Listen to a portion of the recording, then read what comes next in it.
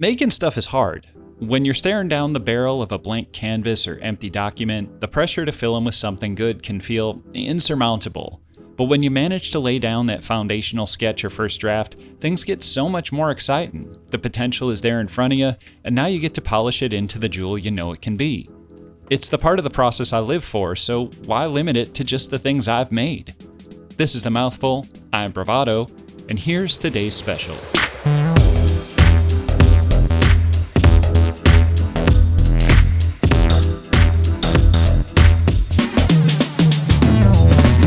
Generally, when you buy a new thing, along with it comes an assumption that what it is what it will always be, a snapshot of the creator's vision at that particular point in time.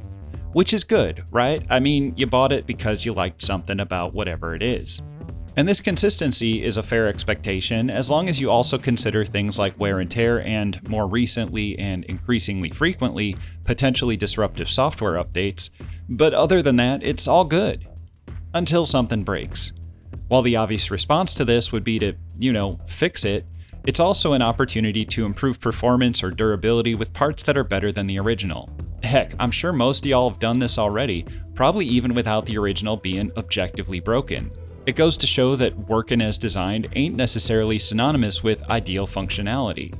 It's disappointingly common for mass-produced items to be compromised in any number of ways for the sake of increase in sales and decrease in production costs, but in response there's nearly always someone ready to assert that the manufacturer's word ain't the be-all end-all, that whatever it is can still be iterated on and taken from not quite to just right. It's true, of course, so much so that there are entire industries built on this ethos. Tailoring clothes, tuning cars, renovating homes, all of these are ways to bring the things we interact with on a daily basis just a little bit closer to the ideal, which in turn can make us just a little bit happier. And here in 2025, or whatever year it is when you're watching, we need to claw back every shred of pleasure we can get.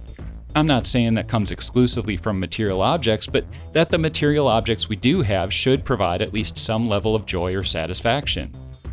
Including fursuits. But Bravado, you're saying, my fursuit already brings me joy. Good, that's how it should be. I hope wearing your fursuit is an experience you look forward to and one that'll continue to make you happy for a long time to come. But what if it don't? What if there's an issue or a little pile of issues that have been building up over months or years of ownership to the point where all you see when you look at it are the things you wish were better? Not that I'd know anything about that. Well, far as I'm concerned, you've got three options. 1, leave it alone and continue to resent it. 2, get rid of it so you don't have to think about it anymore. Or 3, fix those issues. I've seen so many people just kinda default to that first option, and that's really sad, especially on a newer suit they've waited potentially years for and paid, well, however much folks are paying for fursuits these days. And I get it, if you aren't totally happy with this bespoke piece of art made just for you, it can feel like a failure on your part and something that you just need to get over. I disagree. Look, as someone who's been on both sides of it, I know the process of creating art is complicated, exponentially so for functional, wearable art like a fursuit. There are so many variables and design decisions that are often made on the fly based on best guesses because stopping to check in with the commissioner for every single detail risks a loss of valuable forward momentum for hours or even days. And while capable artists are often able to do an amazing job with these inferences, odds are there'll still be at least some divergence from expectations, and the finished product ain't gonna be exactly what you imagined. That don't mean it's worse, just different. Mostly for the better, but not always. Whether you like it or not, this sort of unpredictability is intertwined with commission and furry art of any kind, but that might be a subject for another day. The point is, a fursuit is art that's made to be used, and if you're not happy with it, you're probably not gonna use it, and if you're not using it, then it ain't fulfilling its purpose. Therefore, you're actually obligated to make it something you want to use. But too often, it instead gets shoved in a closet, forgotten about until the next convention where it'll be worn for the fursuit parade or group photo, and then immediately repacked as you're once again reminded why you never want to wear it in the first place. It sounds pretty ridiculous when put that way, right? But it still continues to happen, and far as I can tell, there are two main reasons for that. The first is, obviously, fursuits are expensive. Maybe one of the most expensive or only nice things someone owns, So it's understandable to worry about doing something that'll ruin it, and by that I mean cause it to lose monetary value. As someone who's owned and damaged my own share of nice things, I've certainly had to deal with feelings of being undeserving of those things, and it's no fun. But that's almost always in relation to accidental damage, and that sort of thing is much more likely to happen just by wearing the suit out and about. You know, the thing you probably bought it for.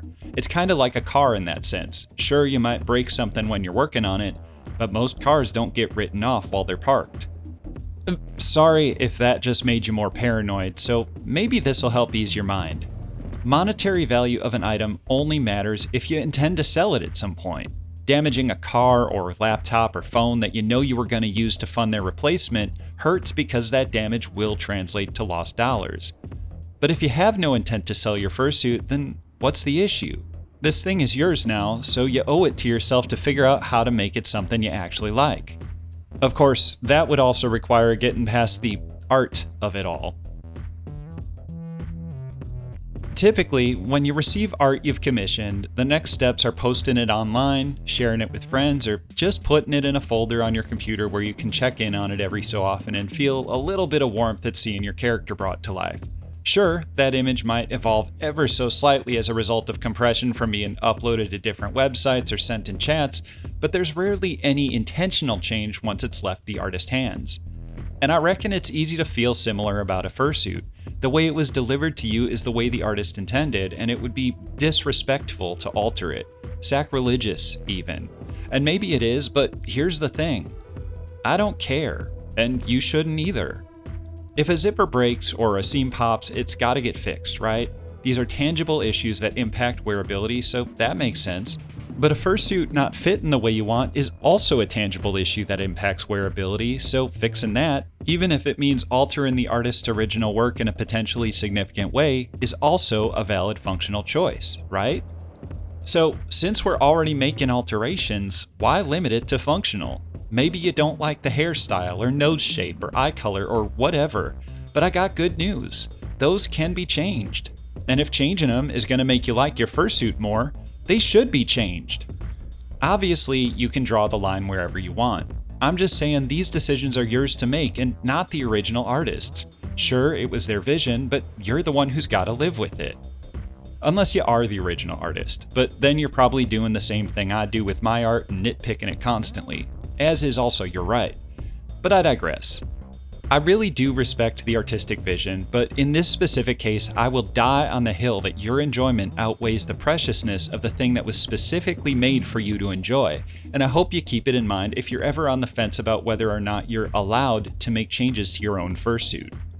Maybe, though, your issue ain't so much about being willing to change these things as it is knowing where to even start. Unsurprisingly, fixing or changing anything, really, requires certain skills and knowledge before you can take those first steps.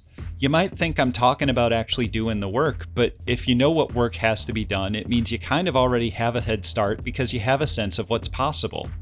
What I mean is, depending on someone's level of familiarity with cars or construction or tailoring or whatever, they may not even realize what can be done, leaving them with the impression that whatever thing is bothering them is simply immutable when that's often not the case.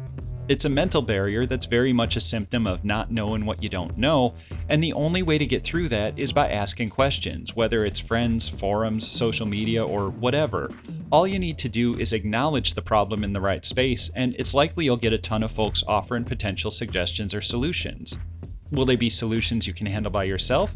Maybe, or maybe not. I'm very in favor of using these as opportunities to learn new things, especially if you have pals willing to hang out and help you along the way, but it's also totally fine if you just want to pay someone to come in and take care of it for you. I love working on fursuit projects, but if I want something done on my car, I'm probably going to take it to a shop because they have the skills and equipment required to achieve the result I want, and I don't have those things. Figure out what works for you and do that. And maybe you will mess something up, or the outcome won't be exactly what you hoped. That's unfortunate, but it happens, and you can't let it discourage you from taking on these sorts of projects. Iteration is a crucial part of editing and the creative process, and it's okay to need a couple, or a dozen, or a couple dozen passes to get something just right. Trust me, I know. But when you do get it right, or even close to that, take a moment to enjoy the satisfaction that comes with it, and remember that feeling of victory for next time. Anyway, that's all I got for now. If you want to support me, emotionally, you can always like, subscribe, and share. I hope you all enjoyed the meal, and don't forget to leave a good tip. Thanks for watching, and I'll catch y'all later.